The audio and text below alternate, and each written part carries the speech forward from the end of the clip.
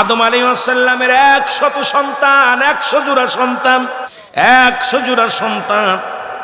যেহেতু আমি অধিক আলোচনা যাওয়ার প্রয়োজন নাই, তবুও যাচ্ছি একটু বলার জন্য। আমাকে একটা বিষয় দিয়েছে কমিটি, হযরত বেলাল রাদিয়াল্লাহু তাআলা জীবনী নিয়ে আলোচনা করার জন্য। আমি ওদিকে যাব, যাবার আগে একটু কথা বলে আসি। আখিরি নবীর কত দাম, আখিরি নবীর উম্মতের কত দাম। এই নবীর উম্মতের যত দাম আছে, এত দাম, এত মর্যাদা অন্য অন্য নবীদেরও নাই। জোরে বলেন ঠিক কিনা? আখিরি নবীর উম্মত হওয়ার জন্য অন্য নবীগণ আফসোস করেছে। আদম আলাইহিস সালাম ওয়াজ করে আখিরি নবী রাহমাতুল লিল আলামিন, যিনি আদম নবী এসেছিলেন উম্মতের কান্ডারি হইয়া। আদম নবী বলে লা ইলাহা ইল্লাল্লাহ, ঈসা রূহুল্লাহ বলে লা ইলাহা ইল্লাল্লাহ, ইব্রাহিম খলিলুল্লাহ বলে লা ইলাহা ইল্লাল্লাহ, মূসা কালিমুল্লাহ বলে লা ইলাহা ইল্লাল্লাহ, আমার আপনার নবীও বলে লা ইলাহা ইল্লাল্লাহ। পার্থক্য হলো মুসলমান শুনে নাও, কারণ আদি পিতা আদম থেকে শুরু করে সব নবীর একই কালেমা। জোরে বলেন ঠিক কিনা? সব নবীর একই কালেমা। আদম থেকে শুরু করে আজকে ইহুদি খ্রিস্টান বৌদ্ধ নাসারা যত জাতি আসলো, কেউ বলতে পারবে না যেটা নতুন কালেমা। কারণ আল্লাহ বলেন লা ইলাহা ইল্লাল্লাহ, নাই কোনো ইলা ইল্লাল্লাহু এক আল্লাহ ছাড়া। আদম নবীকে আমি আদম শফিউল্লাহ, আল্লাহকে পাওয়ার এক ঠিকানা, একমাত্র ঠিকানা আমি আদম। ইব্রাহিম খলিলুল্লাহ, ইব্রাহিম খলিলুল্লাহ ডাকতে বলে আমি খলিলুল্লাহ। আমার ভাইয়েরা, আমার বন্ধুরা, আমার গভীর মনোযোগ। আর এই কালেমা পড়লেন লা ইলাহা, নাই কোন ইলা ইল্লাল্লাহু এক আল্লাহ ছাড়া, মুহাম্মাদুর রাসূলুল্লাহ সাল্লাল্লাহু আলাইহি ওয়াসাল্লাম। আমার বাবারা, আমার এই কালেমার জন্য অসংখ্য মানুষ জীবন দেয়া গেছেন। এই কালেমার জন্য নবী রক্ত ঝরাইছেন। এই কালেমার জন্য কত সাহাবী জীবন দিয়ে গেল, কত তাবেঈ জীবন দিয়ে গেল। এখনো পর্যন্ত এই কালেমার জন্য মুসলমান যদি লড়াই করতেছে, মুসলমান জীবনের বিনিময় হলো এই কালেমাকে অস্তিত্ব ধরে রাখার দরকার আছে কি না? এ মুসলমান, বেলাল ইবনে রাবাহ, বেলাল রাদিয়াল্লাহু তাআলা আনহু, এই মুসলমান শোনো, পৃথিবীর মধ্যে এই কালেমা পড়ার কারণে, এই কালেমাটা ধরার জন্যে দুনিয়ার মধ্যে কত লাঞ্ছনা, কত গঞ্জনা। আবার দুনিয়ার মধ্যে এত মর্যাদা, কবরেও মর্যাদা, হাসরেও মর্যাদা অর্জন করলে বলেন ঠিক কিনা? এই বিষয় নিয়ে আমি আলোচনা করব। তার আগে একটু বলে আসি নবীর মান, আমার নবীর শান, আমার নবীর মান। আদম আলাইহিস সালামের 100 জোড়া ছেলে, 100 জোড়া ছেলে মেয়ে, জুড়ায় জুড়ায় সন্তান। একমাত্র বেজোর সন্তান হলো, নাম হলো তার হযরত শীস আলাইহিস সালাম। জোরে জোরে বলেন সুবহানাল্লাহ। নাম কি? শীস আলাইহিস সালাম। আল্লাহর নবী আদম আলাইহিস সালাম আখিরি নবীর ওয়াজ করে সকাল থেকে সন্ধ্যা পর্যন্ত। আমরা ওয়াজ করি, বাতিলেরা কষ্ট পায়। সুন্নিরা শুধু নবী নবী বলে, অন্য দলের কষ্ট হয়। নবীর ভিতরে ফেলো কি? তারা আছে নামাজ রোজা নিয়ে। আর সুন্নিরা আছেন আগে হলো নবীরে নিয়ে, তারপরে নামাজ রোজা। আগে নবীর প্রেম, তারপরে নামাজ রোজা, হজ যাকাত। জোরে বলেন ঠিক কিনা? এই দুনিয়ার মুসলমান,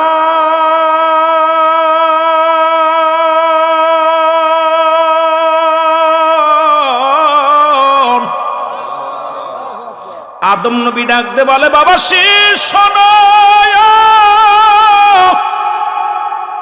ওরে তুমি যদি জানো আখিরি নবীর শান, আখিরি নবীর মান, আখিরি নবীর মর্যাদা, রে বাবা শীস, তুমিও আমি বাবা আদমের মতো সদা সর্বদাই মুহাম্মদ নাম জপা। এই মুহাম্মদ নাম যে কত মধু, কত জাদু।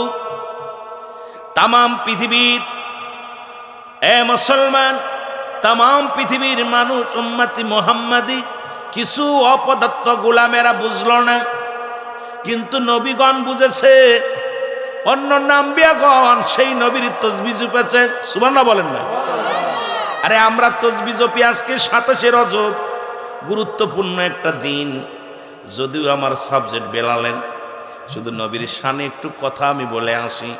কারণ যত আদম থেকে শুরু করে, আদম নবী থেকে শুরু করে মূসা আলাইহিস সালাম পর্যন্ত যত নবী আছে, যত পয়গম্বর আছে, প্রত্যেকেই রাহমাতুল লিল আলামিনের তাসবিহ জপছে। সেটা মুহাম্মদ নামে, মুহাম্মদ নামে। আমার আল্লাহ নিজেই কয়, আমার হাবিবের প্রশংসা করে। পৃথিবীর মধ্যে কাউকে রুহুল্লাহ, কাউকে খলিলুল্লাহ, কিন্তু আমার নবীরে আমার আল্লাহ ডাকে কি মুসলমান শুনে নাও, হাবিবুল্লাহ। একমাত্র বন্ধু হিসেবে গ্রহণ করেছে আমার আল্লাহ রাব্বুল আলামিন, আমার নবী রাহমাতাল লিল আলামিনকে। জোরে বলেন সুবহানাল্লাহ। কি মজার একটা বিষয় বুঝে নেবেন, সবাই কিন্তু বন্ধু হয়, দোস্ত কেউ একজন হয়। এ মুসলমান, মনোনীত দোস্ত একজন হয়। 1 লাখ মতান্তরে 2,24,000 পয়গম্বর, দুনিয়ার মধ্যে অসংখ্য নবী আসলো। আল্লাহ রাব্বুল আলামিন কাউকে বন্ধু হাবিবুল্লাহ বলেন নাই, একমাত্র আমার নবী রাহমাতুল লিল আলামিনকে হাবিবুল্লাহ বলে ডাক দিছে, বন্ধু বলে ডাক দিছে, দোস্ত বলে ডাক দিছে। আর কোন নবীরে এইরকম হাবিবুল্লাহ বলে ডাক দেন নাই। কাউকে ডাক দিছে রুহুল্লাহ, কাউকে ডাক দিছে শফিউল্লাহ, কাউকে ডাক দিছে খলিলুল্লাহ, কিন্তু রাহমাতাল লিল আলামিনকে ডাক দিছে হাবিবুল্লাহ। সেই নবীর উম্মত হতে পেরে আমরা বড় ধন্য। জোরে বলেন ঠিক কিনা? এখানে একটা মজার বিষয়, কত নবী আল্লাহ পাঠাইল, আদম নবী তো প্রথম নবী দুনিয়ার মধ্যে পাঠাইল, কিন্তু আখিরি নবীর মর্যাদা এত বড়, আল্লাহ তাকে হাবিব বলে ডাক দিছে, বন্ধু। সুবহানাল্লাহ বলেন না? আর একটু জোরে কইতেননি? আমার ভাইয়েরা, আমার বন্ধুরা, আমার শীশ আলাইহিস সালাম ডাক দে বলে, আব্বু জান, ও আমার আব্বা আদম, শোনো গো। আরে প্রতিনিয়ত দেখি আখিরি নবীর তাসবিহ জপো তুমি। আখিরি নবী এই, আখিরি নবী এই, আখিরি নবী এই, আখিরি নবী। তুমি কি নবী নয়? তোমার কি কোনো ওয়াজ নাই? আমার ওয়াজ আছে, শোনো। আর ওই নবীর উম্মতের যত পাওয়ার, ওই উম্মতের যত গুণ দিছে আমার আল্লাহ, এই গুণ অন্য নবীদের মধ্যে নেই, এই নিয়ামত অন্য নবীদের মধ্যে নেই। শীশ আলাইহিস সালাম ডাকে বলে, আব্বা জান কি বলতে চান? কয়, শোন রে বাবা শোন, আখির নবী রাহমাতুল লিল আলামিনের ভিতরে যে 5টা গুণ আল্লাহ দান করেছে, অন্য অন্য নবীদের ভিতরে সেই গুণ নাই, আমি আদমের ভিতরেও নাই। কথা কি বোঝেন? আদম নবী বলতেছে ওই নবীর উম্মতের ভিতরে যে 5টা গুণ আছে, যে 5টা বৈশিষ্ট্য আছে, যেটা আমার ভিতরে নাই। কিছু কি বোঝা যাচ্ছে? তাহলে আপনাদের দাম কত, আপনাদের মান কত, কত বড় মর্যাদা, কার জন্যে? আখিরি নবীর জন্যে। জোরে বলেন মারহাবা। কার জন্যে? কার জন্যে? আখিরি নবী রাহমাতুল লিল আলামিন। এই জন্যে নবী দুজানের রহমত। আল্লাহ বলেন, মা আরসালনাকা ইল্লা রাহমাতাল লিল আলামিন।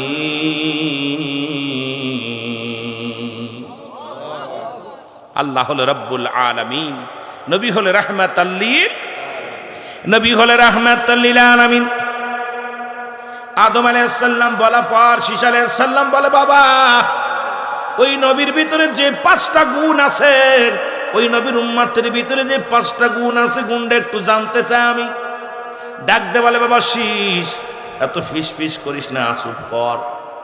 কারণ ওই নবী নিয়ে কেন ওয়াজ করি, ওই নবীর শান কেন ওয়াজ করি, শোন। এত ফিস ফিস করে শুনতে পারবি না, একটু ধৈর্য ধরে শোন। ওই নবীর উম্মতের কত পাওয়া। আখিরি নবীর ওয়াজ শুরু করলো, কয় নবী, কোন নবী আখিরি নবীর ওয়াজ করে? কোন নবী? জোরে বলেন, কোন নবী? আদম আলাইহিস সালাম। আখিরি নবীর ওয়াজ করে কোন নবী? শেষ নবীর ওয়াজ করে প্রথম নবী। কথা বলেননি? আখিরি নবী রাহমাতুল লিল আলামিনের ওয়াজ শুরু করে দিলেন। বলে, বাবা শীশ, তোমার আব্বা জান একটা মাত্র ভুল করলো, একটা মাত্র ভুল হয়ে গেল, আমার আল্লাহ করাইলেন। এই একটা ভুলের কারণে আমি বাবা আদম 350 বছর কানলাম। জোরে বলেন আল্লাহু আকবার। আর একটু জোরে বলেন না। আর আদম নবী কেঁদে কেঁদে কি বলেছিল আমার সাথে পড়েন, রব্বানা জালামনা আনফুসানা ওয়া ইল্লাম তাগফির লানা ওয়া তারহামনা লানাকুনান্না মিনাল খাসিরিন। কি মজার একটা বিষয়। আদম বলে, আল্লাহ আমি জালিমদের অন্তর্ভুক্ত হয়ে গেছি, আমারে তুমি ক্ষমা করে দাও। আদম নবী ডাক দিয়ে বলে, বাবা শীষ,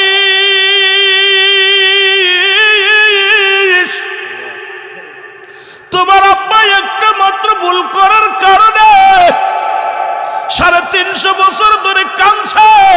আর আখির নবীর উম্মত যদি 1000 অন্যায় করে 1 সেকেন্ডও কান্দা লাগবে না। সুবহানাল্লাহ। আখির নবীর উম্মত যদি ভুল করে, কোনো অন্যায় করে, ভুল করতে দেরি, মাফ করতে দেরি না, আমার আল্লাহ শুধু বলবে আল্লাহ আমারে মাফ করে দাও। সঙ্গে সঙ্গে আদম আলাইহিস সালাম বলে, বাবা শীষ, তোমার আব্বারে 350 বছর কান্দাইছে, আখির নবীর উম্মতের 1 মিনিটও কান্দাইবে না। শুধু ভুল স্বীকার করে বলবে আল্লাহ ভুল হয়ে গেছে, আমার রব্বে কারীম মাফ করে দিবে। জোরে বলেন সুবহানাল্লাহ। চিন্তা করছেন নি আদম আলাইহিস সালাম কয়দিন কাঁদছে? জোরে বলেন কয়দিন? 350 বছর অঝার নয়নে কাঁদছে। কাঁদতে কাঁদতে চোখের পানি পড়ে পড়ে আদম আলাইহিস সালামের মুখের গোস্তগুলো খসে খসে পড়েছে। আদম আলাইহিস সালাম এমন কান্না কেঁদেছে, আমার আপনার মতো নয়। আর আল্লামা কুতুবী রাহমাতুল্লাহ বয়ান করে, বান্দা যখন গুনার কথা মানাই মনে করে জান্নাতের বাগান ধরে যেখান থেকে গুনাহ করবে এইখান থেকেই যদি মাফ চায়, রব্বুল আলামিন বান্দার গুনাহ মাফ করে দেয়। জোরে বলেন সুবহানাল্লাহ। এত বড় নিয়ামত কোন নবীর উম্মত পায় নাই, কোন নবীর উম্মতকে আল্লাহ দেওয়া হয় নাই। একমাত্র আখির নবীর উম্মতের এই পাওয়ার দেওয়া হয়েছে, যেখান থেকে 1000 গুনাহ করবে 3.5 মিনিটও কান্দা লাগবে না, আমার আল্লাহ রাব্বুল আলামিন মাফ করে দিবে। বাবা শীষ আলাইহিস সালাম ডাক দে বলে, বাবা বুঝলাম। আদম আলাইহিস সালাম বলে, বাবা শীষ শোনো, ওই ভুলটা করার পর আমারে 350 বছর কাঁদছি, সারা পৃথিবী ঘুরাইছে। কোথায়? সারা পৃথিবী ঘুরাইছে। এরপরে মুসলমান শোনো, আর আপনি যত বড় অন্যায় করেন না কেন, যেখান থেকে যেখানে পাপ করবেন ওখান থেকেই মাফ চাবেন, আমার আল্লাহ রাব্বুল আলামিন মাফ করে দিবে। কিন্তু আদম আলাইহিস সালামের কানে ধরে গোটা পৃথিবী ঘোরাইছে। জোরে বলেন ঠিক কি না? একজন নবী হইয়া 350 বছর কাঁদছে, সারা পৃথিবী ঘুরে ঘুরে ক্ষমা চেয়েছে, আর বলছে রব্বানা জালামনা আনফুসানা ওয়া ইল্লাম তাগফির লানা ওয়া তারহামনা লানাকুনান্না মিনাল খাসিরিন।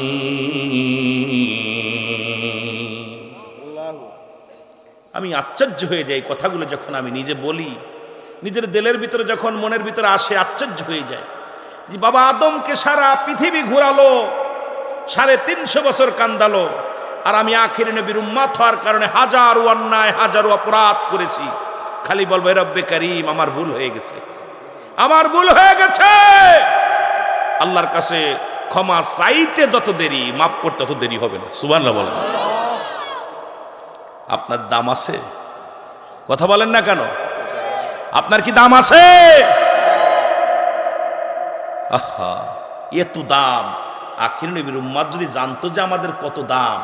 আমি মাঝে মাঝেই বলি একটা কথা, যে আমাদের দেশে দেখবেন ওই জাতীয় পাখির নাম কি? দোয়েল।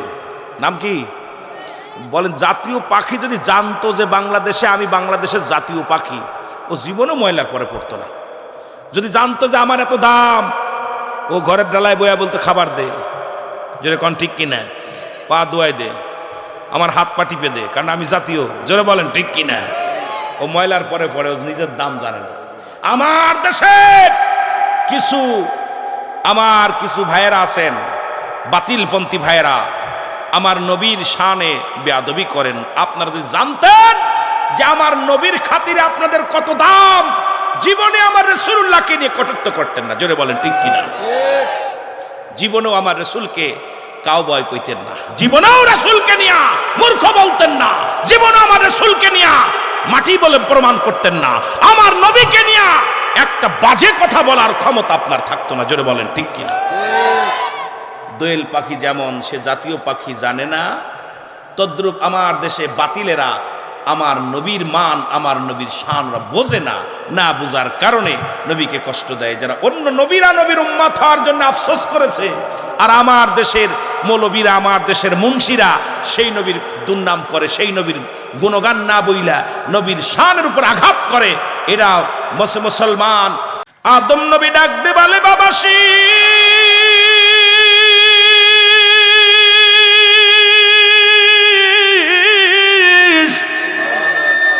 ওরে ওই নবী, আমি আদম একটা ভুলের কারণে রে আমাকে জান্নাত থেকে বিতাড়িত করে দিছে। আখির নবীর উম্মত 1000টা অন্যায় করলেও, 1000টা অন্যায় করলে, 1000টা ভুল করলেও কেউ ঘর থেকে বাইর করে দিবে না। আর আমি নবী হওয়ার পর, আমি নবী হওয়ার পর, আল্লাহর পয়গম্বর হওয়ার পর একটা ভুল করার কারণে আমারে জান্নাত থেকে বিতাড়িত করে দিছে। জোরে বলেন ঠিক কিনা?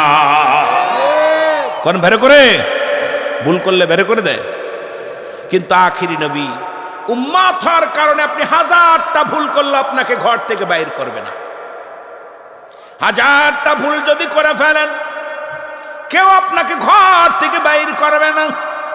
কিন্তু আদম আলাইহিস সালাম একটা মাত্র ভুলের কারণে আল্লাহ রাব্বুল আলামিন মানতে পারে না, সহ্য করতে পারে না। আদম আলাইহিস সালাম কি জান্নাত থেকে বিতাড়িত, জান্নাত থেকে তাড়ায়া দিছে। জোরে বলেন ঠিক কিনা? কত দাম ও নবীর উম্মত, তোদের কত দাম। আমার ভাইয়েরা, আমার বন্ধুরা, আমার গভীর মনোযোগ যে কথাগুলো বলতেছি, দিলের কান্ডা লাগা শোনো গো। বাবা শীষ ডাক দে বলে, বাবা ঠিকই বলেছ। বলে, বাবা শীষ রে, ওই নবীর 3য় নাম্বার গুণ, ওই নবীর উম্মতিরা 1000টাও যদি ভুল করে, 1000টাও যদি ভুল করে বউ থেকে আলাদা করবে না। এরে আমি তোর মারে নিয়ে সুখে সংসারে ছিলাম, আমি তোর মারে নিয়া জান্নাতের মধ্যে সুখে শান্তিতে ছিলাম। একটা ভুলের কারণে তোর মারে ফেলাইলো জিদ্দায়, আমাকে ফেলাইলো ইরাকে। একজনরে ফেলাইলো ইরাকে, আরেকজনরে ফেলাইলো জিদ্দায়। এই পৃথিবীর মধ্যে একটা ভুলের কারণে আর আখির নবীর উম্মত যদি 1000টা ভুল করে গো, বউ থেকে তাদের আলাদা করা যাবে না।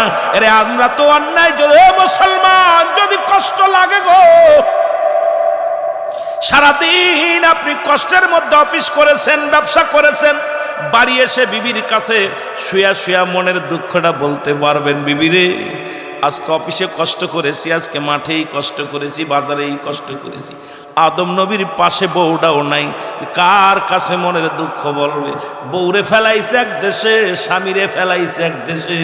আখিরে নবীর উম্মত হওয়ার কারণে আল্লাহ রাব্বুল আলামিন কত দাম আপনারে দিছে। জোরে বলেন না সুবহানাল্লাহ।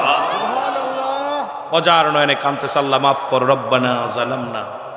এ আল্লাহ, আমি জালিমদের অন্তর্ভুক্ত গেছি, আমারে তুমি ক্ষমা করে দাও। আদম নবী সারাদিন কান্দে, আলাইহিস সালাম সারাদিন কান্দে।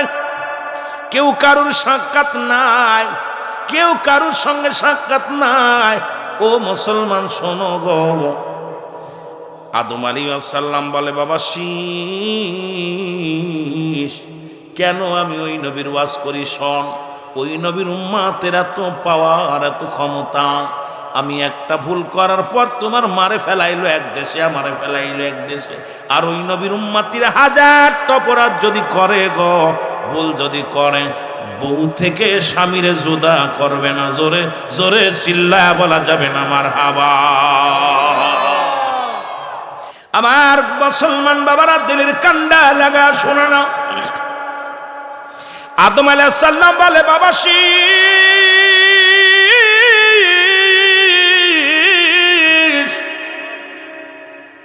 আমি একটা ভুলের কারণে গো তোর মায়ের পণ্যের কাপড়টা পর্যন্ত খুলে নিছে, আমার পণ্যের কাপড় খুলে নিছে। ও যুবকেরা, নবীর উম্মতেরা শোন। আদম আলাইহিস সালাম বলে, বাবা শীষ রে, একটা ভুল করার কারণে আমার পণ্যের কাপড়টা খুলে নিছে। আমার কাপড় তো নিছেই নিছে, তোর মার কাপড়টাও নিছে। আখিরি নবীর উম্মতিরা 1000 অন্যায় করলে তাদের পণ্যের কাপড় খুলে নেয় না। দেখবেন আমার দেশে যদি কোনো পাগল যদি ল্যাংটা থাকে, তারে জোর করে কাপড় পরানো হয়। আর আদম নবীর পণ্যের কাপড় আল্লাহ নিজেই কেড়ে নিছে রে ভাই, জোরে বলেন ঠিক কিনা? এরপরও যদি আমার নবীর সমালোচনা করে মুনাফিক, তোর মতো মুনাফিক এই নবীর উম্মত হওয়ার যোগ্য নয়। তোর মতো মুনাফিক রাসূলুল্লাহ দিদার পাওয়ার যোগ্য নয়। কারণ তুই যে পৃথিবীর মধ্যে একটু বোঝা উচিত ছিল যে আখির নবীর উম্মত হওয়ার কারণে তোর কাপড় মানুষে পরিয়ে দেয়। আর আদম নবী হওয়ার পরেও ভুল করার পরে আদম আলাইহিস সালামের পণ্যের কাপড় খুলে নিছে আমার আল্লাহ। সুতরাং ইহা দ্বারাও সেই নবীর প্রশংসা না করে যারা অন্য নবীর প্রশংসায় আপনার মাতাল হয়ে যায়, যারা অন্য নবীর প্রশংসা নিয়ে ব্যস্ত থাকে, আমার নবীর সমালোচনা করে, এদের মতো মুনাফিক আর দুনিয়ায় কেউ নাই। জোরে বলেন ঠিক কিনা? আর একটু জোরে বলেন ঠিক কিনা?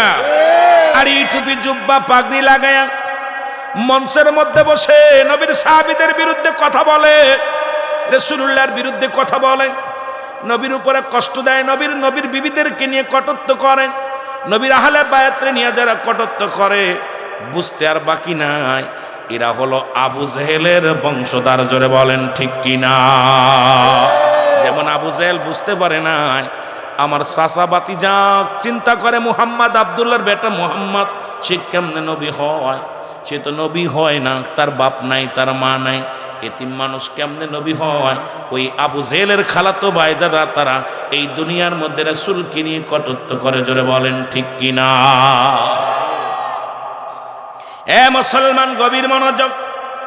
এই জন্য আখিরি নবীর এত দাম, আখিরি নবীর এত শান, আখিরি নবীর এত মর্যাদা।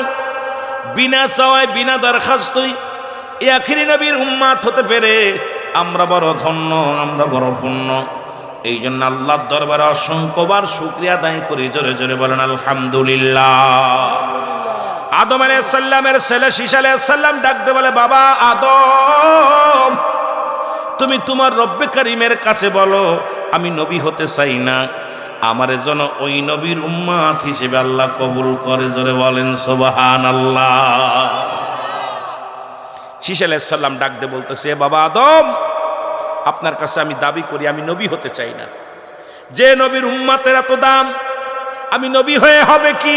এই নবীর উম্মতের যদি এত দাম হয়, এই নবীর উম্মতের যদি এত মর্যাদা হয়, তাহলে এই দুনিয়ার মধ্যে আমি আপনার কাছে একটা দাবি করব, আপনি রব্বে কারিমের কাছে দোয়া করেন আমার আল্লাহ যেন এই নবীর উম্মত হিসেবে আমারে কবুল করেন। আমি নবী হতে চাই না, নবীর উম্মত হয়ে দুনিয়া আসতে চাই। জোরে বলেন সুবহানাল্লাহ। আপনারা সেই নবীর উম্মতে ভুল করছেন নি? ভুল করছেন কিনা? কেনা হাত জলদি কিনা কেনা করছেন? ভুল করছেন? মুসলমান শোনা নাও, গভীর মনোযোগ। এই জন্য আমি আপনি পড়েছি, আমার নবীজি শিক্ষা দিয়ে গেছেন, লা ইলাহা ইল্লাল্লাহু মুহাম্মাদুর রাসূলুল্লাহ সাল্লাল্লাহু আলাইহি ওয়াসাল্লাম। মুসলমান, বেলাল ইবনে রাবাব তৎকালীন জামানায় একজন সফল কৃষক ছিলেন। রাসূলের জামানার মধ্যে একজন কৃষক ছিলেন। তার কলিজার টুকরো বেলাল ছোট্টবেলা থেকেই গবেষণার মধ্যে অ্যারিস্টটল, সক্রেটিস বই লেখা পর বলেন, ও দাই সেল, নিজেকে নিজে চিনতে হবে, মান রাফান নফস, নিজের নফসকে চিনতে হবে, কলবুস সালিম, আত্মাটাকে প্রসিদ্ধ করতে হবে। বেলাল রাদিয়াল্লাহু তাআলা আনহু ছোট্ট থেকেই গবেষণার মধ্যে আছে, এই আসমান বানালো কে? বিনা খুঁটিতে আসমানগুলো ধরে রাখলো কে? কে বাতাস দেয়, কে সূর্য উদয় করে, কে ডুবায়, কে কুল কায়নাতের মালিক, কে আসমান জমিনের মালিক, এই গবেষণার মধ্যে আছে বেলাল। হঠাৎ করে কে যেন মুসলমান বেলাল বাবাকে ডাক দে বলে, বাবাকে ডাক দে বলে, বাবা আমি আপনার কাছে জানতে চাই এই সূর্য উদয় করে কে আর ডুবায় কে? কয় কেন আমরা? বলে বাবা গো তোমার মালিক কে? বলে আমার মালিক আমি। বলে পেসমানের মালিক কে? কয় আমি। জমিনের মালিক কে? কয় আমার নেতা। সব কিছুর মালিক আমরা। বেলালকে ডাক দে। বেলাল কয় না বাবা না, এগুলোর মালিক রব্বে কারীম। ও বাবা তুমিও যার আমিও তার, তুমি আমি কেউ কারুর মালিক নয়, সব কিছুর পার, সব কিছুর মালিক একজন আছে, আমি বুঝতে পেরেছি সে আর কেউ নয়, তাকে দেখা যায় না,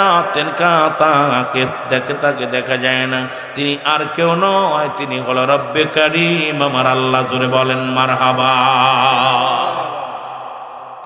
উমাইয়া চিন্তা করে এই সন্তান নিয়ে ঝামেলায় পড়ে যাব, কারণ এই ছেলে একদিন বিপদ ডেকে আনবে, এই ছেলে একদিন আমার জন্য বিপদ বয়ে আনবে। আমার বাবারা উনি বিলালকে কি করলেন? বাজারে উঠে গেলেন। দুনিয়ার মুসলমান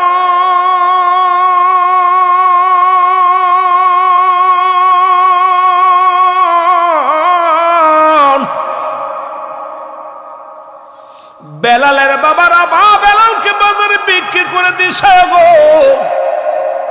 কিনলেন কি উমাইয়া। উমাইয়া বেলালকে নিয়ে গেলেন যখন রে মুসলমান শোনো, বাড়িতে নিয়ে বেলালকে ডাক দে বলে, বেলাল আজ থেকে আমি তোমার মালিক, আমি তোমার মহাজন, আজ থেকে তোমাকে আমি একটা হুকুম দিলাম, এই যে আমার এই বকরিগুলো চড়াইবা জঙ্গলের মধ্যে, এর তোমাকে আমি কড়াই করেছি, তোমাকে আমি কিনে আনছি বেলাল রে, আমি তোমার মালিক। বেলাল বকরি নিয়ে যায়, বয়া বয়া গবেষণা করে মাঠের মধ্যে রে মুসলমান, মরুপ্রান্তরে বইয়া বয়া চিন্তা করে রব্বে কারীম এই জমিনটা বানাইলো কে? এই জমিনের মালিককে? সূর্য উদয় করে কে, ডুবায় কে? আল্লাহ। এই চিন্তার মধ্যে বেলাল গবেষণার মধ্যে আছে।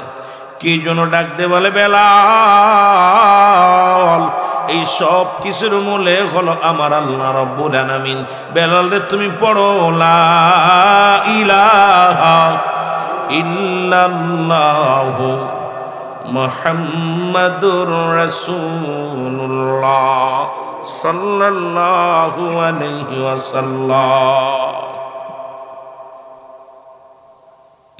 বেলাল কালেমা পড়া শুরু করে দিল। বকরিগুলো যত মুসলমান শোনো গো, বেলালের দিকে সব বকরিগুলো তাকায় থাকে রে। মাঠের রাখালিরা তাকে বেলালের চারিপাশে গিরি গিরি দাঁড়ায় আছে সব বকরিগুলো। যখন খোদা লাগে পাথরের মধ্যে চাটা দেয়, বেলালের বকরিগুলোর পেট ভরে যায়।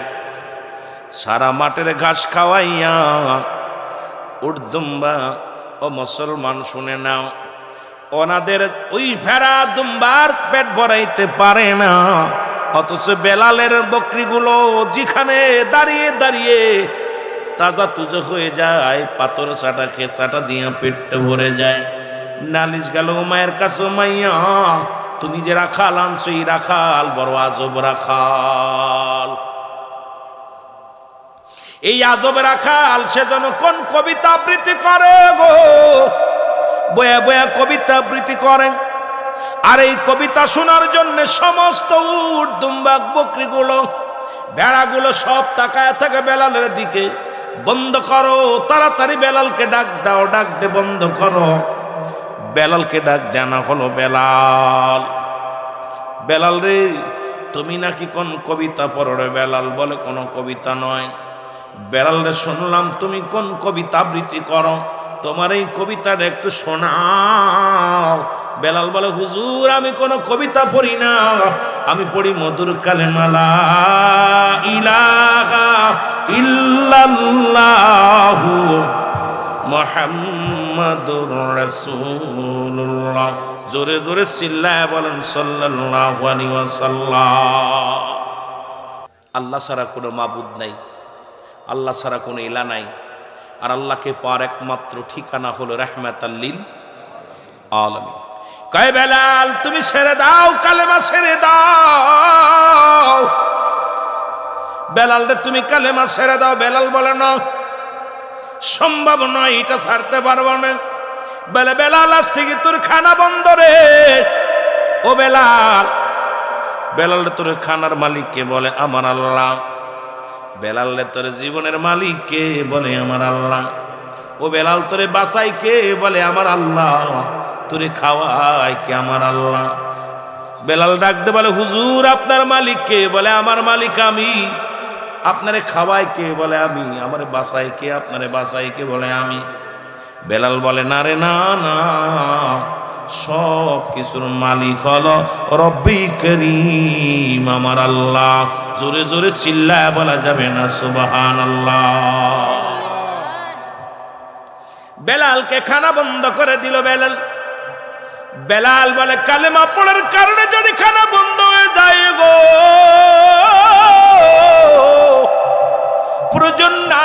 প্রয়োজন নাই খানা খাবো না, তবু মধুর কালেমা ছাড়ব না।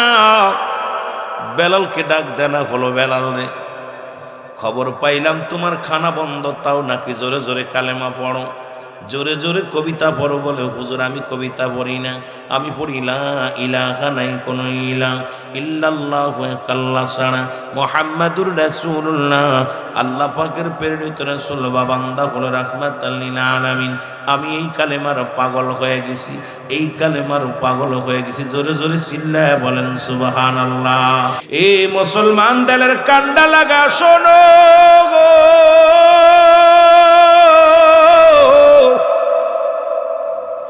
বেলাল ডাকতে বলে না না, আমি খানা ছেড়ে দিয়েছি, কালেমা ছাড়বো না। বেলালের পিঠের মধ্যে চাবুকের বাড়ি শুরু হয়ে গেল।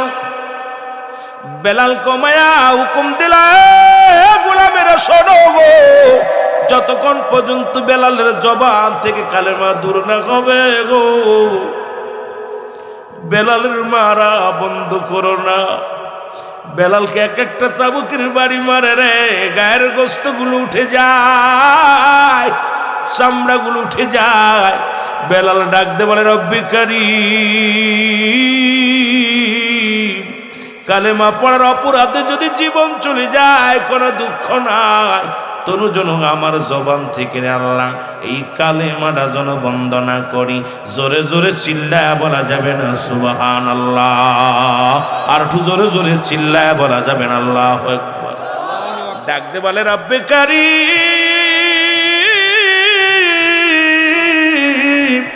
জীবনে আপনাকে দেখি নাই, আপনার হাবিবকে দেখি নাই গো,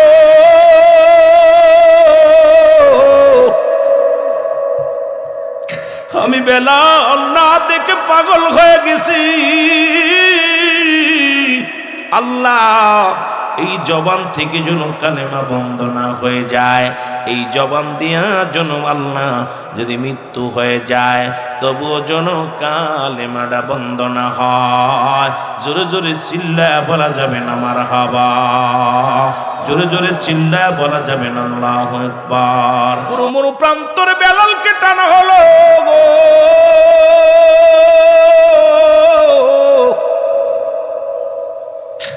বেলালকে বাদিয়া যখন এই জঙ্গ মুসলমান পানি মরু প্রান্তরে টানা হয় গো,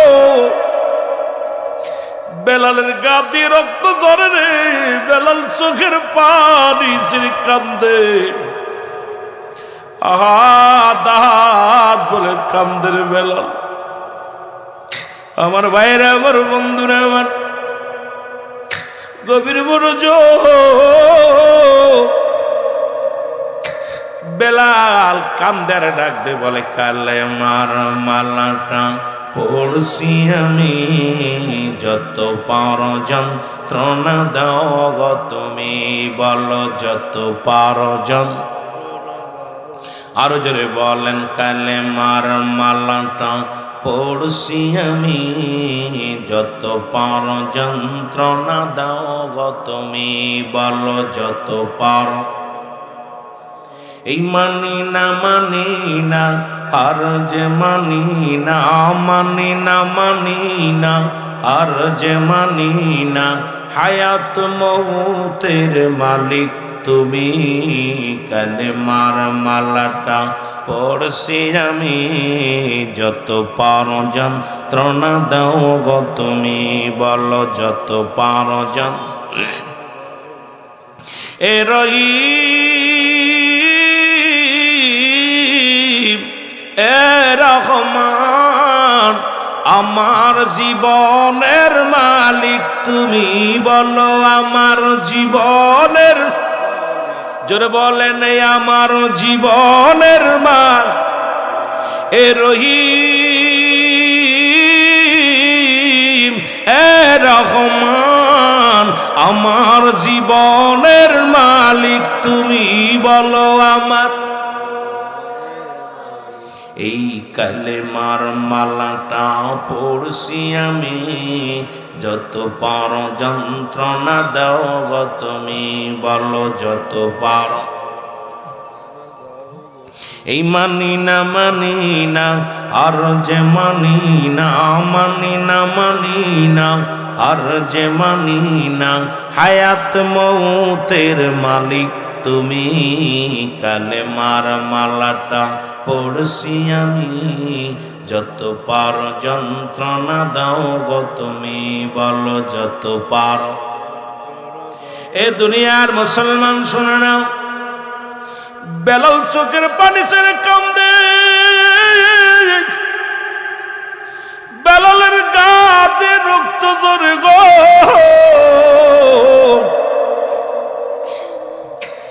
বেলালের কান্না থেকে মুসলমান ও যুবক বাবারা শোন, ওরা যুবকেরা, বেলালের কান্না থেকে আসমান জমিন যেন ভারী হয়ে যায়।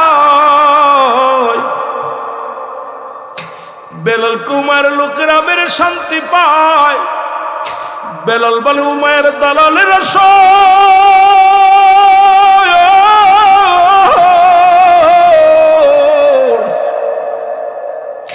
আমি বেলালকে মারতে মারতে যদি দুনিয়া থেকে বিদায় করে দাও, আমার জবান থেকে মধুর কালিমা বাইর করে জীবনে সম্ভব হবে না। জোরে জোরে বলো আল্লাহু আকবার। ও মায়া ঘোষণা করে দিল, কোথায় রে, কে কোথায় আছি রায়? বেলালের রাতে পায়ে রশি দিয়ে বান্ধা হলো, বেলালের রশি দিয়ে বাঁধিয়া বড় প্রান্তরে ফেলে রাখা হলো।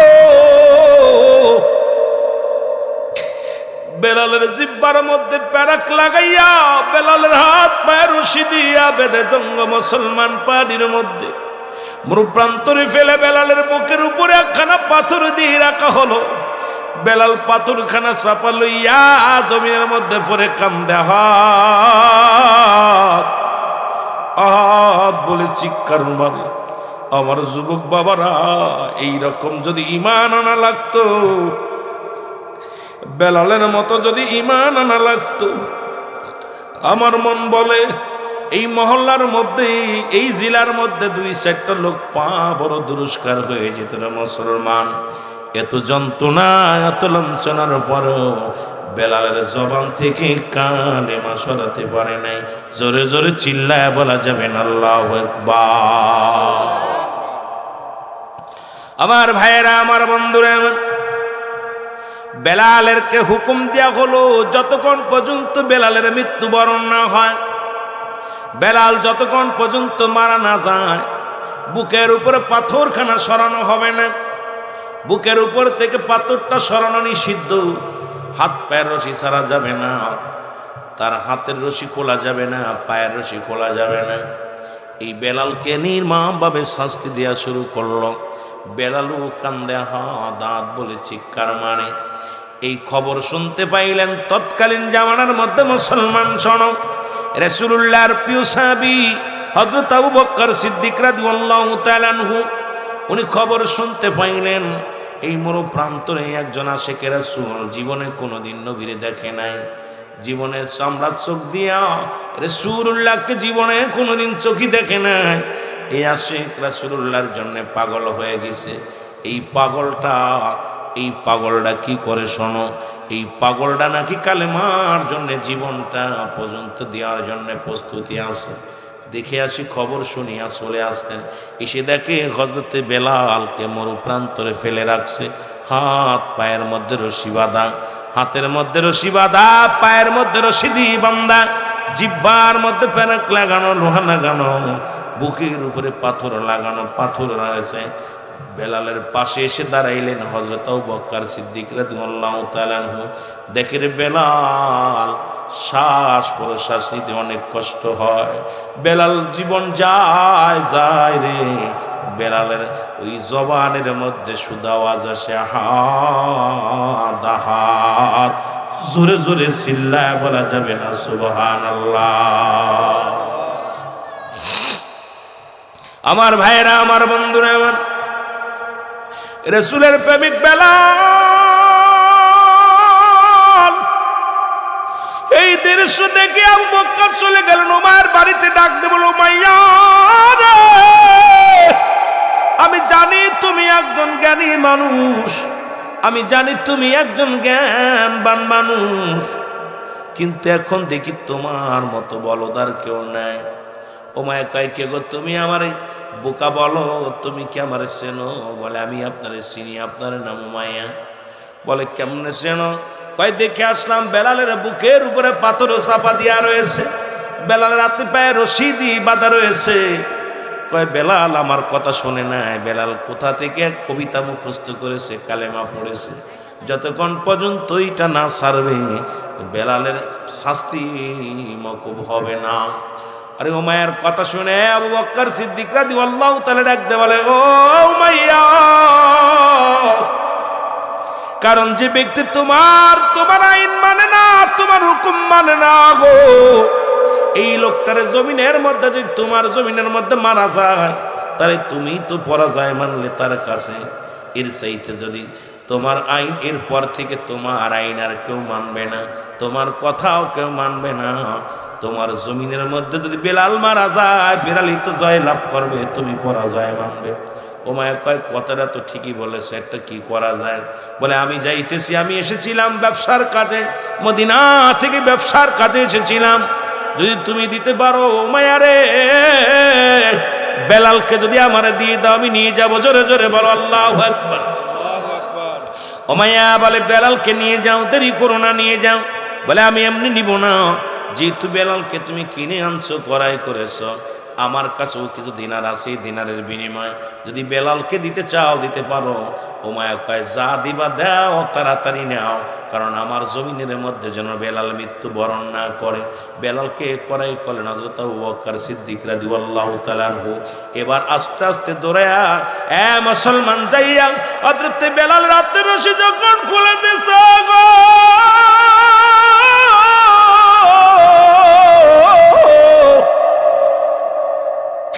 ওই সোনার বেলালের বুকের উপর থেকে পাথরটা যখন সরা দিয়েছে, বেলালের জবান দিয়া বাইর হয়ে গেছে, লা ইলাহা ইল্লাল্লাহু মুহাম্মাদুর রাসূলুল্লাহ।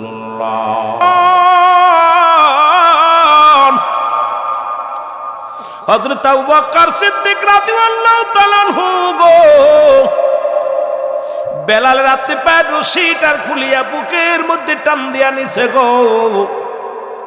টানতে বলে, বেলাল রে, বেলাল আয় আয়, তুই যার জন্য পাগল রে বেলাল, তুই যার জন্য পাগল, আমি নিয়ে যাব সেই রহমতের নবী রাহমাতাল লিল আলামিনের কদমের মধ্যে। বেলাল বলে, কে গো তুমি? বলে, আমি রাসূলের সাহাবী হযরত আবু বকর সিদ্দিক। আরে আমি নবীর কত দেখলাম, প্রাণ ভরে দেখলাম। হযরত বেলাল বলে, আবু বকর রে, আমি নবীরে দেখি নাই রে, আমি মাওলা দেখি নাই, আবার নবীরে দেখি নাই, আমি না দেখিয়া আমি বেলাল পাগল হয়ে গেছি রে আবু বকর। ওই নবীর কদমে লয়া চলো আমারে। হযরত আবু বকর সিদ্দিক রাদিয়াল্লাহু তাআলা রাসূলুল্লাহর কদমে নিয়ে আসলেন। হযরত বেলাল রাদিয়াল্লাহু তাআলাকে নিয়ে আসলেন। রাসূলুল্লাহর কদমের মধ্যে আনা পর নবী ডাক দে বলেন, নবীকে ডাক দে বলে, ইয়া রাসূলুল্লাহ, ইয়া হাবিবাল্লাহ, আপনার আশিক আমার আপনার বেলালকে আমি আপনার কদমের মধ্যে আনছি। নবী গো, কালেমা পড়ার কারণে নবী গো,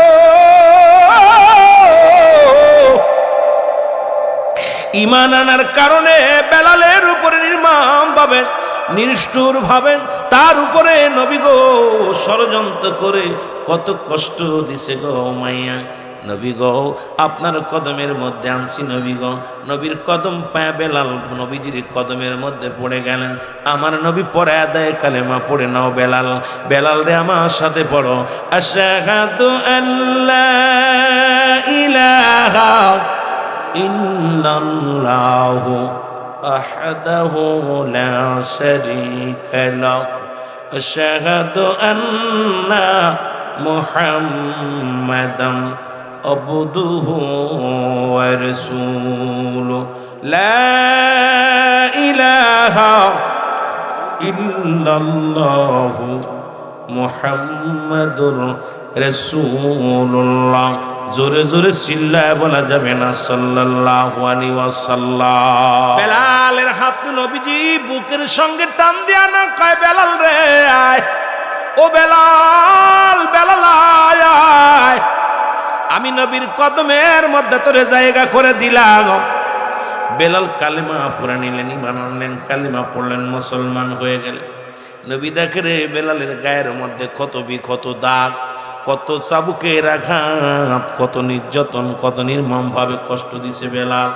বেলালের দেহের মধ্যে কত বিক্ষতর দাগ। আমার নবী হাত বুলায় দিলেন। হাত বুলানোর পর নবী কয়, বেলাল রে তুই থাক, যতদিন মন চায় আমার কদমে তোরে জায়গা করে দিলাম। বেলাল রাদিয়াল্লাহু তাআলা আনহু নবীর কদম পাইয়া, নবীজির হাতের ছোঁয়া পাইয়া বেলাল পরিপূর্ণ সুস্থ হয়ে গেছে। জোরে জোরে চিল্লায় বলা যাবে না সুবহানাল্লাহ।